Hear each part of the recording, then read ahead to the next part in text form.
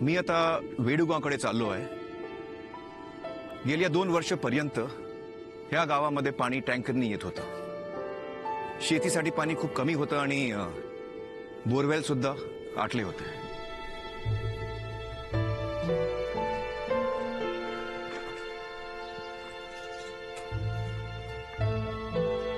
आता मी वेडूगावमध्ये आहे आणि हा वेडूगावचा हँडपंप। ह्या हँडपंपवर मी एकच हात मारणार, फक्त एक, आणि मी पैजेवर सांगतो की एकाच फटक्यात पाणी येईल। आणि जर नाही आलं तर मी ऍक्टिंग सोडून देईन।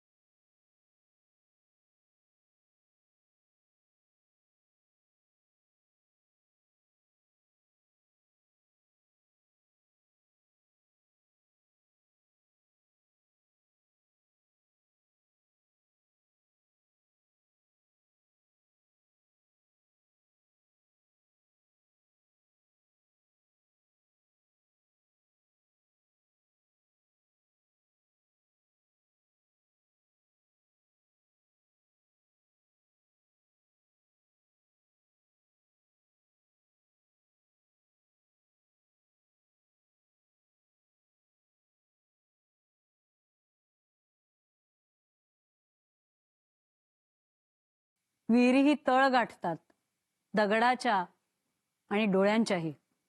शेवट अंत घेऊन येतो काळ।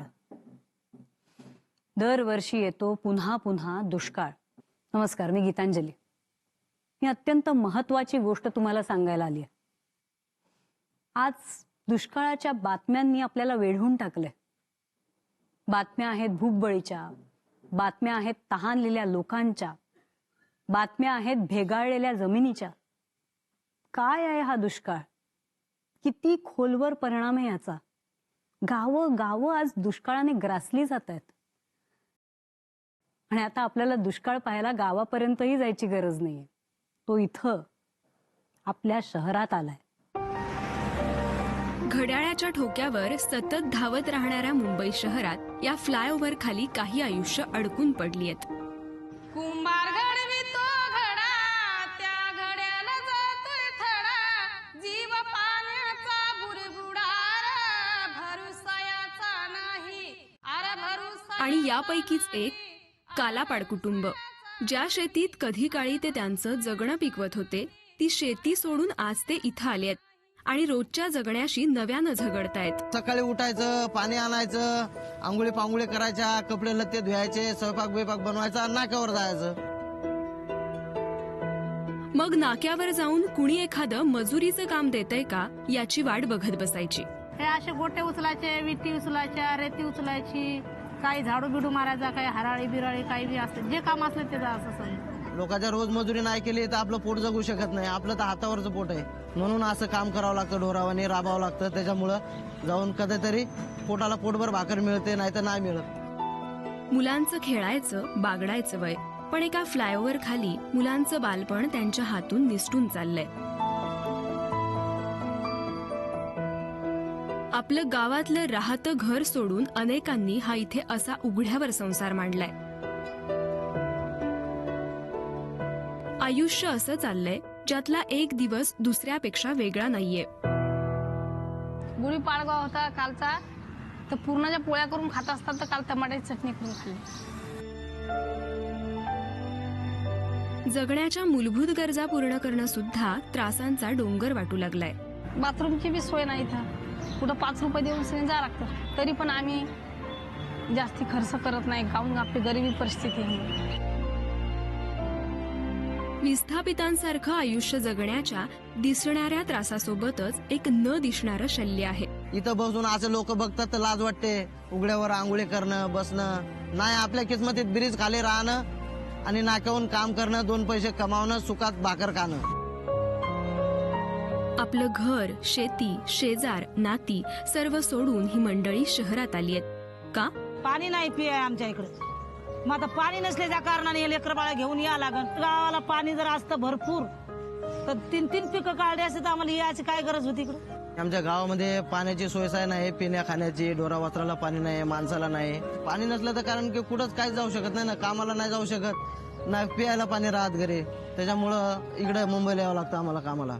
आता शेतीमध्ये आम्ही जर 20,000चा माल टाकला तर 10,000चा व्हावा लागला. काय करावं पाणी नसल्यामुळं. मग शेती पिकून फायदा आहे का काही. दिवसभर केलेली जगण्याची धडपड दिवस मावळल्यावर सुद्धा संपत नाही. रात्र नवीन आव्हानं घेऊन उभी राहते. कधी इथं झोपतो, कधी मग त्या दत्त मंदिराजवळ जाऊन झोपतो. तिथं एक पूल बनवलेला आहे पब्लिक यायला जायला, तर ते अजून काही चालू झाला नाही. तिथं मग मोकळी जागा आहे म्हणून तिथं झोपत असतो. जीव हालता हालता, जीव चालता चालता, जाईन बोलता बोलता, अरे भरुसायाचा नाही, अरे भरुसायाचा नाही, अरे भरुसायाचा नाही. ज्याचं आयुष्य शेती आहे, ज्याच्या पिढ्यानपिढ्या शेतात जगाचं पोट भरावं म्हणून राबत आल्यात, जो स्वावलंबी आहे, स्वाभिमानी आहे, असं आयुष्य जगणारा शेतकरी जेव्हा आपली जमीन सोडतो तेव्हा त्याची खरंच इच्छा असते का? गाव सोडणं हा पर्याय त्याला आनंद देणारा असतो का? आता गावात राहायला काही नाही असं जेव्हा शेतकरी म्हणतो, ते बोलण्यामागे आधी काय नेमकं घडलेलं असतं? शेतीला पाणी मिळावं या उद्देशाने संजय सज्जन पाटील यांनी कर्ज काढलं आणि आपल्या शेतात बोरवेल खणली. सावकाराला गाण खत केलं, ते 2 लाखाला गाण केलं. मी शेतात ऊस केळी लावली आणि 1 वर्ष जेमतेम चाललं पाणी, आणि तो मागच्या वर्षापासून डायरेक्ट बोर बंद पडला आणि ते ऊस आणि केळी सुद्धा जळावून वखरून नांगरून फेकून द्यावी लागली. मला उत्पन्न म्हणजे खर्च करून चारांना पण उत्पन्न आलं नाही. सतीश पाटील आणि राजेंद्र पाटील या 2 तरुणांनी सुद्धा पाणी कमी म्हणून लिंबाची लागवड केली. पण गावात पाण्याचं इतकं दुर्भिक्ष निर्माण झालं की दूरवरून पाणी खांद्यावरून वाहत आणून झाडांना द्यावं लागत होतं. दरवर्षी 40-50 हजार रुपये आम्ही खर्च करत होतो. 1-2 वर्ष त्याला फळ आलं, त्यानंतर आलं नाही. आता 2015 पासून आमच्या गावाला दुष्काळ आहे. 2-3 वर्षापासून तर डायरेक्ट झाड सुकायला लागलंय. तरी 1-1.5 लाख रुपये सोसायटीचे कर्ज आहे किसान क्रेडिट कार्डचं. गावात जेव्हा पिण्याच्या पाण्याचा टँकर येतो, 1 हंडा पाण्यासाठी जीवघेणी झुंबड उडते.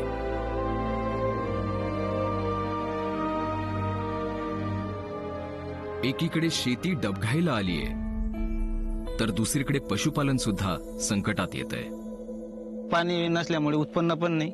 उत्पन्नाला म्हणजे शेतीला दुसरा व्यवसाय जोडलेला आहे आम्ही मशीनचा, पण त्या मशीनना पाणी नाही, चारा नाही, त्याच्यामुळे त्याच्यावर पण परिणाम झाला. पाणी पाजवायचं उपसून म्हणलं तर पाणी सुद्धा प्यायला भेटणार. माणसाला पाणी भेटणार तर गुराईसाठी कुठून भेटल? माझ्या 2-4 गायी मेल्यात ह्याही वर्षी. 1, 2, 3 असे जनावर जर वारले तर माणसाला काय वाटतंय? माणूस रडतंय अक्षरशः.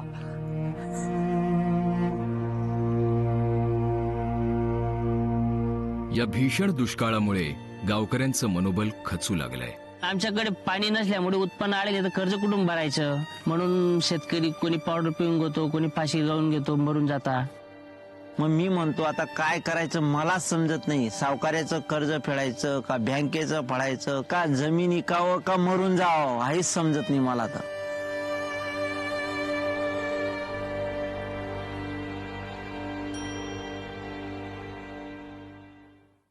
हे वास्तव आहे, एक नाही कित्येक शेतकऱ्यांचं.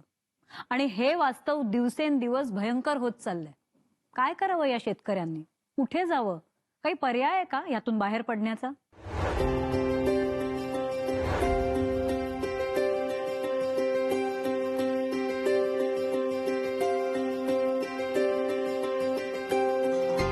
तुमचं गावचं नाव काय? नावी बुद्रुक. नावी बुद्रुक. तुम्ही सगळं शेती करता का? हो. आणि तुमच्या गावामध्ये पाणी आहे? हो, भरपूर आहे पाणी. खूप आहे. तर ह्या वर्षी तुम्ही किती पीक घेतलं? 2 घेतले आतापर्यंत. 2 घेतले. आणि हे 2 पीक मध्ये तुमचं उत्पन्न किती झालं रफली? 4.5 ते 5 लाखाचं उत्पादन आम्हाला एका एकरातून मिळाले. एका एकरातून 5 लाख. 5 लाख. आणि आता तुम्ही आणखीन एक पीक घेणार का? हो, आम्ही येत्या 8 दिवसामध्ये 3रं पीक घेणार आहोत. म्हणजे हे मार्चचा महिन्याचा एंड चालत आहे आता. आणि तुमच्याकडे इतकं पाणी आहे की तुम्ही आणखीन एक पीक घेऊ शकतो. हो, भरपूर पाणी आहे म्हणून तर आम्ही 3रं पीक यावर्षी घेणार. तो आप लोग में से कोई भी गांव छोड़ के शहर जाने वाला है? नाही, बिलकुल नाही. हे स्ट्रॉबेरी तुमच्या शेताचं आहे? हो. महाबलेश्वर में तो मैंने बहुत स्ट्रॉबेरी देखा है, खाया है, लेकिन दुष्काळग्रस्त इलाके का स्ट्रॉबेरी मैं फर्स्ट टाइम देख रहा हूँ. खरं आहे तुमचं, कारण आमच्या आजोबांनी स्ट्रॉबेरी कधी ऐकली पण नव्हती आणि वडिलांनी कधी बघितलेली पण नव्हती. पण आम्ही यावर्षी आमच्या शेतामध्ये स्ट्रॉबेरीची लागवड केलेली आहे. वाह. चलिए मैं नावी बुद्रुक की स्ट्रॉबेरी खा के देखता हूँ कैसा इसका टेस्ट है.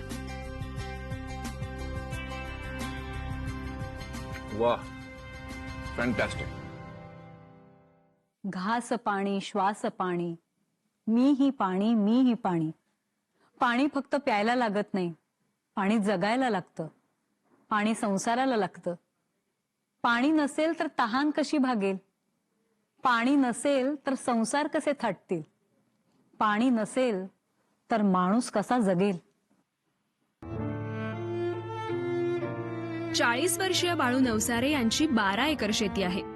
शिक्षण MA BEd झालंय, पण तरीही बाळू अजूनही एकटेच आहेत. 4 वर्षापूर्वी लग्न ठरलं होतं, पत्रिका वाटल्या गेल्या होत्या आणि लग्न अवघ्या 10 ते 11 दिवस राहिलं होतं, त्यावेळेस मोडलं गेलं होतं. आणि गावातल्या कित्येक तरुणांची अशीच काहीशी अडचणीची परिस्थिती निर्माण झालीय.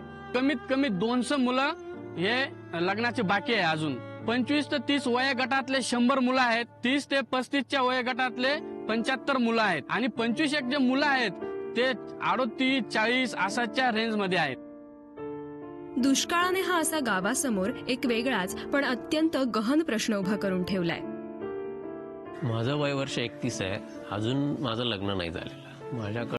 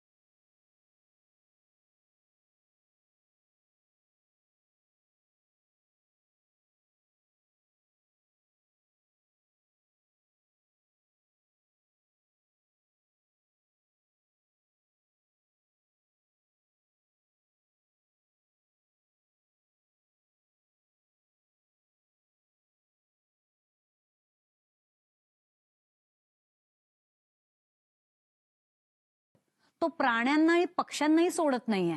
आपण म्हणतो पाणी म्हणजे जीवन आहे आणि आपलं जीवनच हिरावून घेतोय हा राक्षस.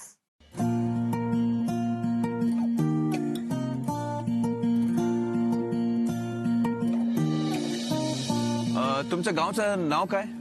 आमच्या गावाचं नाव जाखणगाव. आणि हे शाळेचं नाव? आमच्या शाळेचं नाव जिल्हा परिषद प्राथमिक केंद्र शाळा जाखणगाव. वाह.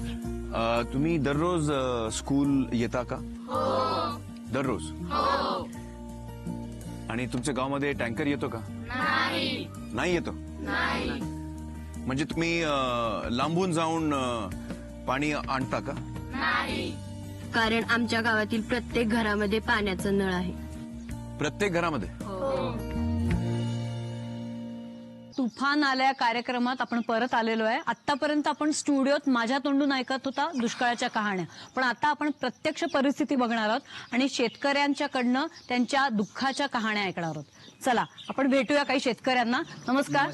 नमस्कार. मला तुमच्याकडनं हे जाणून घ्यायचंय बाबा, जी आता आपल्या गावात पाण्याची दुरावस्था आहे आणि पाण्याची जी कमतरता आहे त्याच्याबद्दल तुम्ही काय सांगू शकाल मला? पाण्याच्या बाबतीत बोलायचं झालं तर आमच्या गावाला पुष्कळ पाणी आहे. पण पिण्याचं पाणी जे आहे त्याच्याबद्दल आम्हाला असं कळलंय की विहिरी आटल्या आहेत, बोरवेलला पाणी नाहीये. जे तशी परिस्थिती नाही. आमच्याकडे पाणी तलावात पुष्कळ असल्यामुळे जमिनीला पाणी मुबलक आहे आणि त्यामुळे विहिरी आटण्याचा प्रश्नच येत नाही ना.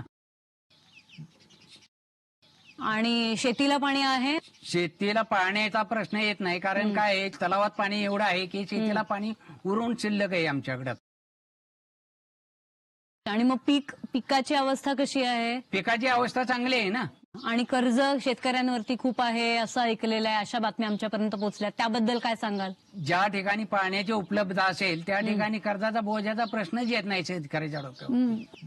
मला असं कळलं की स्थलांतर हा जो विषय आहे तो फारच कठीण झालेला आहे सध्या, कारण काय लोक गाव सोडून जात आहेत आणि पाण्याचा प्रश्न असल्यामुळे, पाणी नसल्यामुळे, दुष्काळ असल्यामुळे लोकांना गावात राहण्याची इच्छा नाहीये. त्याबद्दल तुम्ही काय सांगाल? नाही, इथं स्थलांतर होण्याचा प्रश्नच येत नाही. उलट गावाकडे भरपूर पाणी असल्यामुळं आज जे लोक बाहेर गेलेत ते लोक आज परत गावाकडे येऊन शेती करतायत आणि चांगलं उत्पन्न घेत आहेत. आणि तुम्ही म्हणताय पाणी आहे, पण ते सगळं काम बायकांवरती पडतं आणि त्यांना 8-8, 10-10 किलोमीटर चालावं लागतं, हांडे भरून आणावे लागतात.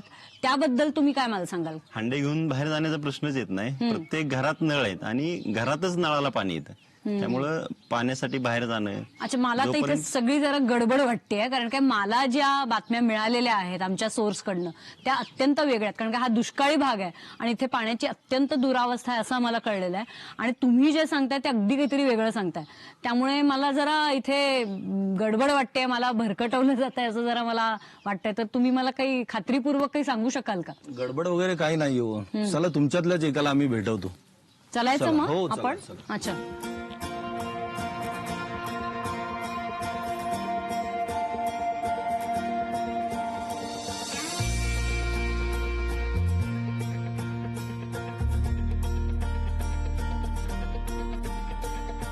तुम्ही तुमची जमीन दिली आणि त्या जमिनीवर आपण डीप सीसीटी खोदला आणि मग आता आम्हाला विहिरीला पाण्यात आम्ही 3 पिकं घेतो.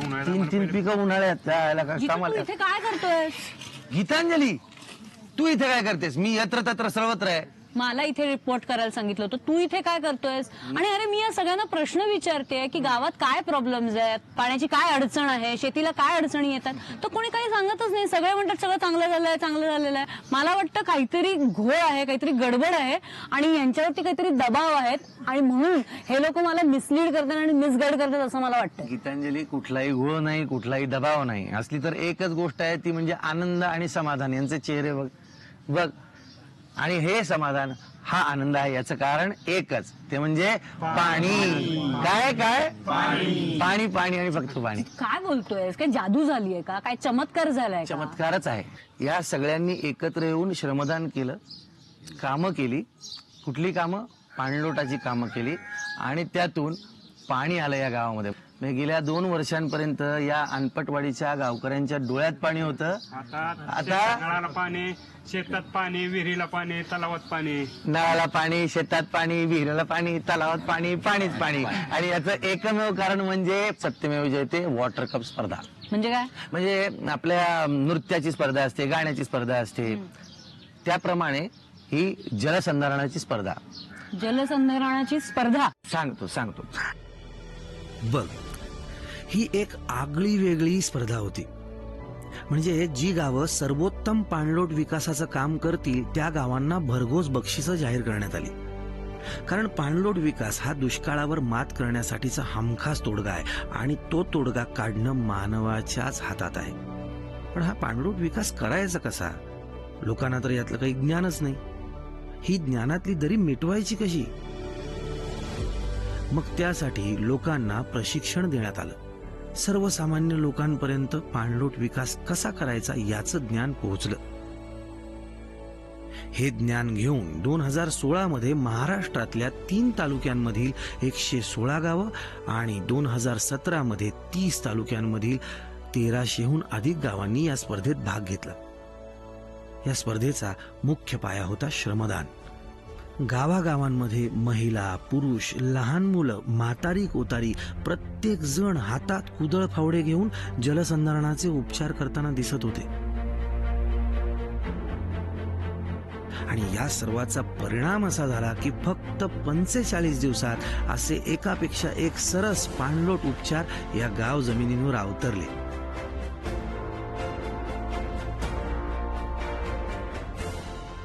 दोन्ही वर्षांच्या स्पर्धेत गावकऱ्यांनी केलेल्या या महाकाय जलसंधारणाच्या कामांमुळे एकूण वार्षिक 10,000 कोटी लिटर इतकी पाणी साठवण क्षमता निर्माण झाली. हे इतकं पाणी आहे की याला 10,000 लिटर क्षमतेच्या टँकर्समध्ये जर भरलं तर 1 कोटी टँकर्स भरतील. आणि हे टँकर्स जर एका मागोमाग एक उभे केले तर त्याची लांबी इतकी असेल की ते संपूर्ण पृथ्वीला 1.5 वेळा प्रदक्षिणा घालतील.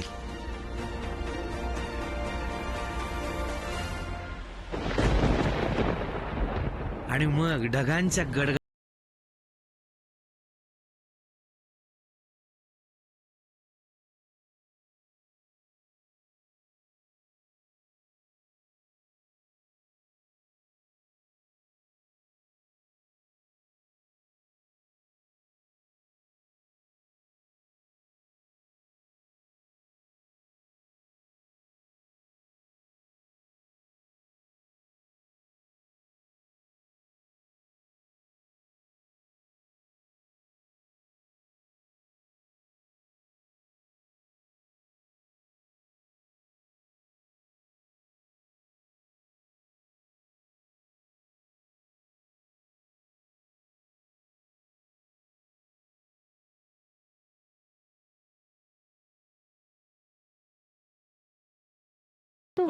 अरे वर्षानुवर्ष हे काम झालेलं नाहीये. 45 दिवसात कसं शक्य आहे? शक्य आहे, शक्य, अगदी शक्य आहे. नाही, मला खरंच या प्रश्नांची उत्तरं हवी आहेत. आणि मला असं वाटतं की माझ्यासारखंच जे हा कार्यक्रम पाहतात त्या प्रेक्षकांच्या सुद्धा मनात अनेक प्रश्न निर्माण झालेले आहेत. आणि याची उत्तरं आम्हाला मिळालीच पाहिजेत की कोणी केलं, हे कसं केलं, कोऑर्डिनेशन कोणी केलं, कधी झालं. कारण काय हे सगळं विश्वसनीयच नाहीये, अशक्य वाटतं ना. मला मान्य आहे तुझ्या मनात अनेक प्रश्न आहेत, ते जे पाहतात त्यांच्याही मनात अनेक प्रश्न आहेत. पण हे सगळे तुमचे प्रश्न जे आहेत ते यांनी कमवलेल्या पाण्यात असे वाहून जातील. नाही, पण मला या सगळ्या गोष्टीचा छडा लावलाच पाहिजे. कारण काय माझं समाधान झालेलं नाहीये. मला माहिती ही मिळालीच पाहिजे असं मला वाटतं. काय करायचं, आपल्या ताईंना अशा काही ऐकणार नाहीत. आपण पाणी फाउंडेशनचे संस्थापक आमिर खान सर आहेत, त्यांच्याकडे यांना घेऊन जाऊ. ठीक आहे. आता अजूनही आपण अनपटवाडीमध्येच आहोत. आणि मी ज्याप्रमाणे वादा केला होता गीतांजली ताईंना, ज्यांना खूप शंका येत आहेत की मी तुम्हाला आमिर खान यांना भेटू नये, तर आमिर खान सुद्धा आहेत इथे. सपत्नीक किरण राव यांच्या सोबत आहेत. गीतांजली ताई, इचारा, काय विचारायचे? थँक्यू अतिरंजित. आम्हाला शंकाबाई म्हणतोय आणि मी त्याला अतिरंजित म्हणते, कारण की हा नेहमी काहीतरी मला एक्झॅजरेट करून सांगत असतो. पण मला अगदी फॅक्ट्स पाहिजेत आणि म्हणून मी तुमच्याकडे आले. आणि तुम्ही मला प्लीज खरं खरं सांगा. आणि खरं तर किरण तूच सांग, ऍक्टर लोकांवर माझा विश्वास नाही. तू पण ऍक्टर आहे सांगा. नहीं, जो जीतू ने बोला है वो सही है. और पिछले साल भी वो हमारे साथ जुड़े थे, तो उनको एक्चुअली मालूम है कि पिछले साल 2017 में क्या हुआ था. अब 2 साल से हम ये काम कर रहे हैं, पानी फाउंडेशन. और काम तो बहुत अच्छे से हुआ है और जगह जगह पे बहुत म्हणजे मला एक प्रश्न पडतोय की तुम्ही ही गावं दत्तक घेता का? नाही. मग तुम्हाला एक प्रश्न आहे, तुम्ही पैसे देता का? नहीं, पैसे पण नहीं देता. आम्ही असं करता. नक्की. हमारा ये मानना है कि पैसे देने से कोई भी प्रॉब्लम सॉल्व नहीं हुआ है. अगर कुछ भी सॉल्व करना है तो वो लोगों के दिलों से, जोश से और मेहनत से सॉल्व होता है.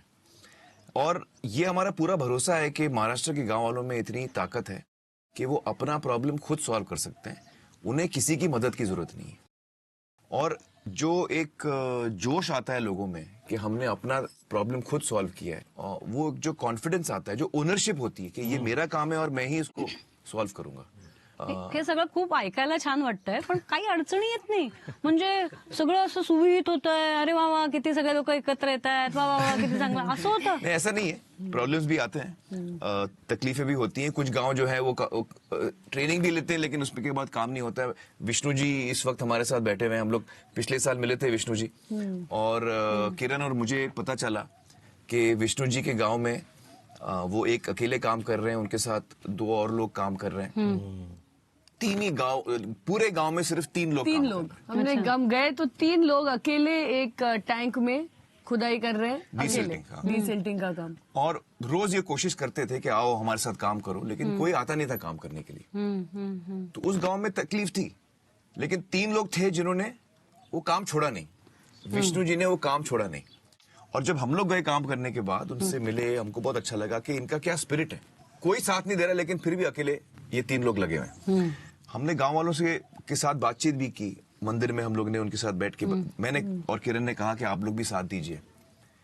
जब हम लोग वो गांव से निकले तो किरण और मुझे लगा कि कुछ होने वाला नहीं है, यहाँ इस गांव में कुछ होने वाला नहीं है. ये बेचारे विष्णु जी लगे पड़ेंगे. विष्णु जी लगे रहेंगे, लेकिन शायद ये गांव उनका साथ शायद नहीं देगा. हमको ऐसा डाउट आया था. मतलब आपको भी जैसे गीतांजली अभी डाऊट ले रही है, डाऊट था. हाँ, मुझे भी डाऊट था. होणार जितू तूच एक काव्यमय जगात राहतो, सगळे नाही राहत तसे. पण काव्य जे आहे ते मला वाटतं की माती काळ्या आईपेक्षा मोठं काव्यच नाही या जगामध्ये. बरं, मला आता त्यांना प्रश्न विचार. अभी आप उनसे पूछिए कि क्या. और एक्चुअली देखने जाए ना गीतांजलि, तो अड़चन सबसे बड़ी हमारी ये होती है इस पूरे कंपटीशन में कि लोग भरोसा नहीं करते हैं कि ये हो सकता है. तुझ्यासारखी उनको खुद भरोसा नहीं होता है कि क्या हम ये बदल सकते हैं, कुछ बदल सकता है. ये सबसे बड़ी म्हणूनच अड़चन. मी ते आले की मला शंका आहेत आणि त्याच मला दूर करायच्या आहेत. तर विष्णु जी, आप बोलिए आपके गांव में क्या तुम्ही हुआ? सांगा मला. म्हणजे हे प्रशिक्षण तुम्ही घेतलं आणि त्याच्यानंतर हा तुम्ही निर्णय घेतला की स्वतःहून काम. मग प्रशिक्षण घेताना तुम्हाला म्हणजे असं वाटत होतं ह्याचा काही उपयोग होईल किंवा असं काही काय वाटलं ते? नाही, कारण पाणी फाउंडेशन म्हणजे काय हेच माहित नव्हतं ना आम्हाला. बरोबर. आणि पहिला दिवस संपला आणि मॅडम मला सांगायला आनंद वाजल, मॅजिक म्हणजे एकदम चमत्कारच झाला. ते हळूहळू माझ्या डोक्यात येत गेलं, बाबा काय आहे हे पाणी हा विषय किती गंभीर होत चाललाय. पण मग प्रशिक्षण संपलं, तुम्ही प्रशिक्षण घेतलं, तुम्हाला फरक जाणवला, म्हणजे तुम्हाला वाटलं की काहीतरी होऊ शकेल, आणि मग गावात आल्यावर काय झालं? असं वाटलं होतं की पाण्यासाठी आहे, गाव सहज एकत्र येईल, पण प्रत्यक्षात तसं घडलंच नाही.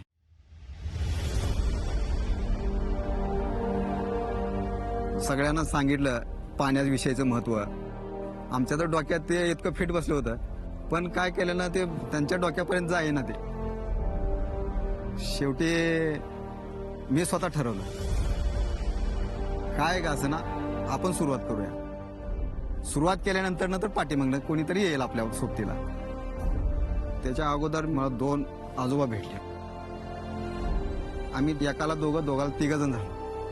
ही बातमी आमिर खान सरांना समजली आणि आले ते माझ्या गावी.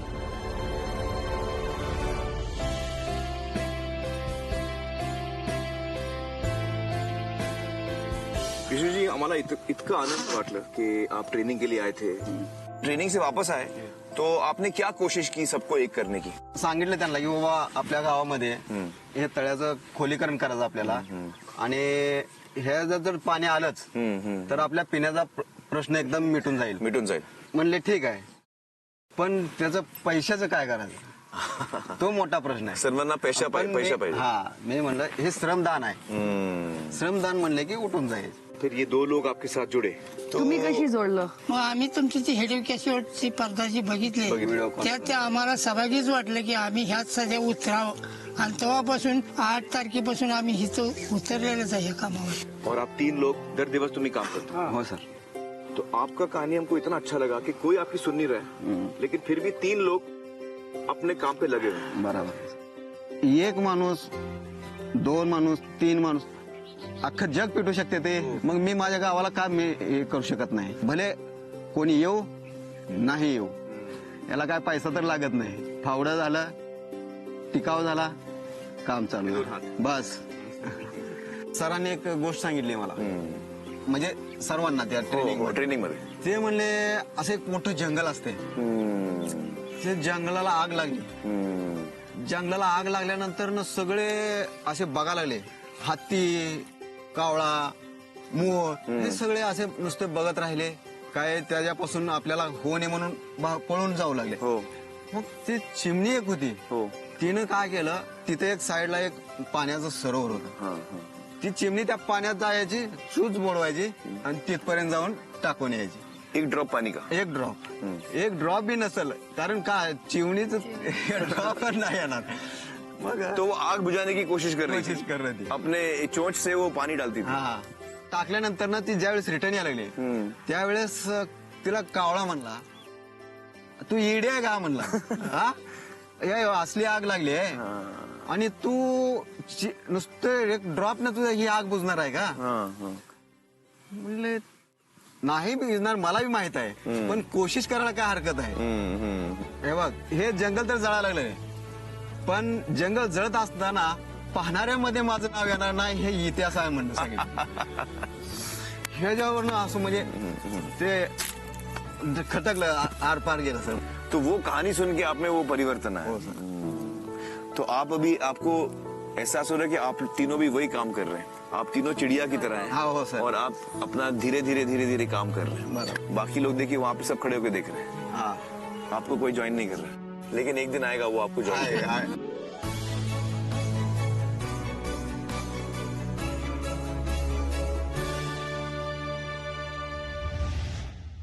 लोक जमली नंतर, लोक आली हे पाहून. हो, ज्या वेळेस सर येऊन गेले माझ्या बरोबर त्यांनी काम केलं आणि असं गावाला वाटलं की आपण सुद्धा या माणसाला साथ द्यायला पाहिजे. कारण ज्या गावामध्ये आमिर खान सारखे सर अभिनेते येऊन जातात आणि त्या गावात जर काम नाही झालं तर गावाची आपल्या नाचक्की भरपूर होईल. नंतर ना असा फरक पडला की लास्टला तर 60-70 लोक काम करू लागले.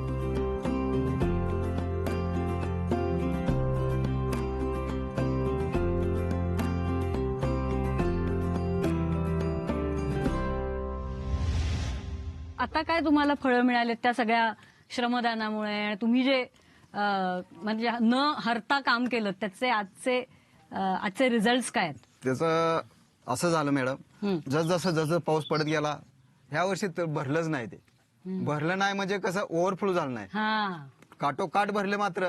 आणि त्याचा फायदा असा झाला की ज्या वर्षी असं वळून ज्या शेतकऱ्याच्या शेतातून ते जात होतं पाणी ते थांबलं गेलं. ते थांबल्या गेल्यामुळं त्या टायमाचं जे उत्पादन त्याला मिळत नव्हतं त्या वाहणाऱ्या पाण्यामुळं ते उत्पादन त्याला मिळू शकलं. आणि किती पिकं घेतली यावर्षी तुम्ही? 3 पिकं घेतली. तो ये 3 पीक आपने लिया तो आपको ये साल में कितना कमाने को मिला? तो जो एरिया आहे तो कमीत कमी 40 ते 60 लोक किसान या लोकांना प्रत्येकी 5 ते 6 लाख रुपयाचा फायदा झाला. आणि मागच्या वर्षी काय परिस्थिती होती? काय नाही असं हिरवं काय काडी दिसत नव्हती. पण अगदीच नहीं, तो मैं क्या बोल रहा हूँ कि इनके गांव में हम लोग को लगा था कि नहीं होगा, लेकिन इन्होंने किया, फिर फाइनली गांव वालों ने भी साथ दिया, तो उसका इनको फायदा हुआ. तो अड़चन आती है, आपने जो सवाल पूछा अड़चन आती है कि नहीं आती है, अड़चन आती है और थोड़ा कभी कभी वक्त लगता है, लेकिन विष्णु जी जैसे लोग चाहिए हमको कि उन्होंने गिव अप नहीं किया और गांव को उन्होंने एकदम मजबूती से खुद लगे रहे. नाही, मला अगदीच मान्य आहे आणि खरंच यांची गोष्ट अत्यंत उत्साहवर्धक आहे. पण मला हा प्रश्न पडतो की असं एक विष्णू आपल्याला सापडेल, असं 4-5 गावं सापडतील, पण जे प्रमाण तुम्ही सांगताय त्यात हे शक्य आहे का? म्हणजे साध्या बिल्डिंग मध्ये आपण एकत्र येत नाही तर हे कसं शक्य होणार आहे? नहीं, ये होगा, क्योंकि हम पिछले 2 साल से हर गांव में घूम रहे हैं. विष्णु जी जैसे लोग हमें चाहिए भी और हर गांव में हमको मिलेंगे भी. और मुझे ये पूरा भरोसा है कि इस साल जो हम कोशिश कर रहे हैं, जो ये कोशिश बहुत पिछले साल से बड़ी है, तो इस साल हमारा क्या प्लान है वो हम लोग आपको बताते हैं. सत्यमेव जयते वॉटर कप स्पर्धा यंदा महाराष्ट्रातल्या तब्बल 75 तालुक्यांमध्ये आयोजित करण्यात आली आहे. राज्यातल्या दुष्काळी प्रदेशांपैकी जवळजवळ प्रत्येक भागाला या स्पर्धेत समाविष्ट करण्यात आलंय. 4000 पेक्षा जास्त गावं स्वतःला दुष्काळमुक्त करण्याच्या या लढाईत प्रत्यक्ष रणांगणात उतरणार आहेत. लोक पुढचे काही दिवस अक्षरशः वेडहून काम त्या ठिकाणी करणार आहेत आणि तुमचं गाव हे तुम्ही परिवर्तित करू शकता. त्याकरता निश्चितपणे पाणी फाउंडेशन आणि राज्य सरकार तुमच्या पाठीशी उभं राहील. या लढाईला सरकारचा पाठिंबा तर आहेच, पण उद्योग जगतातले मान्यवर सुद्धा या लढाईमागे खंबीरपणे उभे आहेत. स्पर्धेत सहभागी गावांना पाणलोट विकास या विषयावरचं ट्रेनिंग देऊन स्पर्धेसाठी तयार केले गेले.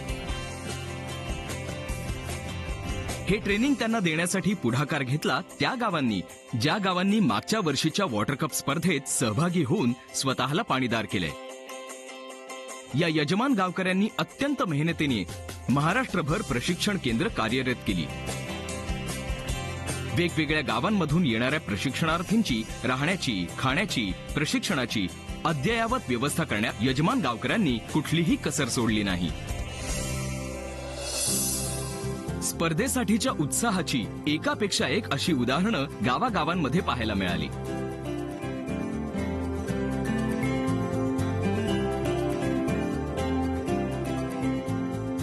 गावागावांमध्ये देण्याची जणू स्पर्धाच सुरू झाली. कोणी शेतजमीन दिली, कोणी आपलं राहतं घर, कोणी बांबू दिले, कोणी वाळू, कोणी विटा दिल्या, कोणी सिमेंट. लोकांनी अक्षरशः तहानभूक विसरून काम केलं आणि महाराष्ट्रभर तब्बल 57 सुसज्ज प्रशिक्षण केंद्र उभी राहिली. स्पर्धक गावांमधून जेव्हा प्रशिक्षणार्थींचं या प्रशिक्षण केंद्रांवर आगमन झालं, त्यांच्या प्रशिक्षकांकडून, यजमान गावकऱ्यांकडून त्यांचं पाय धुवून, गळाभेट करून स्वागत केलं गेलं. इतक्या प्रेमाने केलेल्या आदरातिथ्यामुळे स्पर्धक गावकऱ्यांचं मन भरून आलं. जलसंधारणाचा पहिला टप्पा पार पडला. मनसंधारण झालं. 3 दिवसांच्या या निवासी प्रशिक्षणात प्रशिक्षकांनी अक्षरशः जीव ओतून त्यांची जबाबदारी पार पाडली. त्यांनी स्पर्धक गावकऱ्यांना अत्यंत खेळीमेळीच्या वातावरणात पाणलोट विकास या विषयावरचं विज्ञान शिकवलं, त्यांना प्रेरित केलं.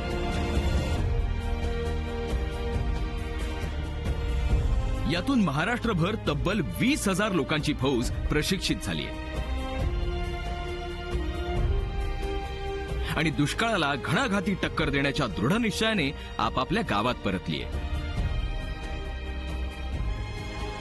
आणि 8 एप्रिलला या दुष्काळाविरुद्धच्या महायुद्धाचं बिगुल महाराष्ट्रभर वाजण्याच्या तयारीत आहे. बघितलंस किती मोठ्या प्रमाणावर काम चाललंय. पटलं? तेच म्हणते मी, आता प्रमाण वाढलंय आणि म्हणून माझ्या शंकाही वाढल्या आहेत आणि म्हणून मला प्रश्नही अधिक पडलेले आहेत. तर हे कसं होणार आहे? कोण ह्याला वेळ देणार आहे? एवढा किती लोक जोडायची? हे कोऑर्डिनेशन कसं होणार आहे? आणि आता तर अडचणी सुद्धा जास्त वाढणार, हो की नाही? गीतांजली, शंकाबाई, कसं आहे ना, तुझं काय आहे माहिती का, की सफरचंदाच्या झाडाखाली बसलेस, वरनं टाळक्यावर सफरचंद पडतंय तरी म्हणते मला भूक लागली, खायला कुठे मिळेल? नहीं, लेकिन जीतू, मैं इनकी बात से सहमत हूँ. कैसे? क्या है, डाउट हमें भी होता है कि हम इतनी बड़ी चीज करने चले हैं, ये होगा कि नहीं होगा.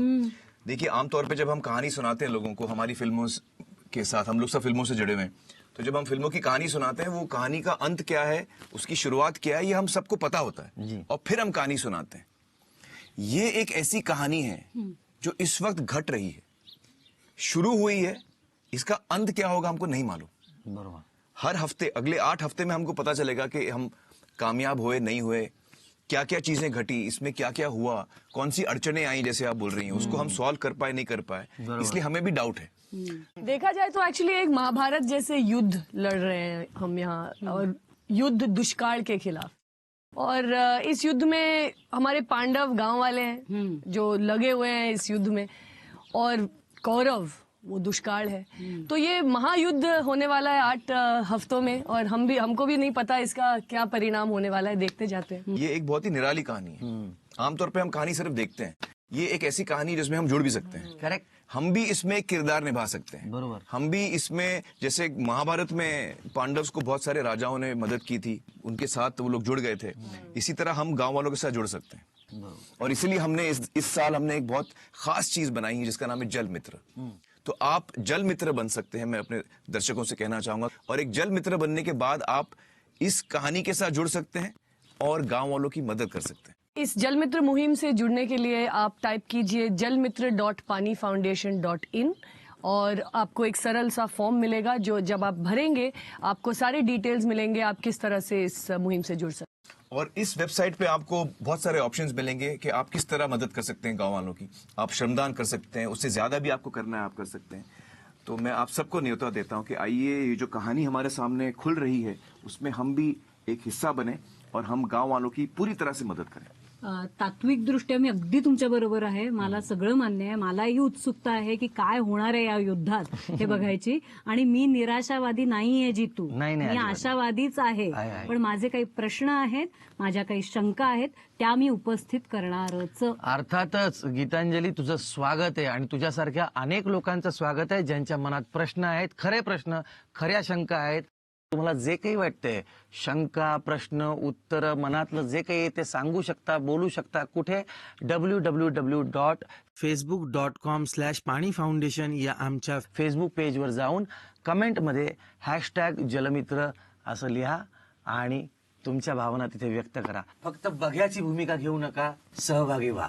आणि गीतांजली, आता पाणी डोळ्यात नाही, गावात पाहू।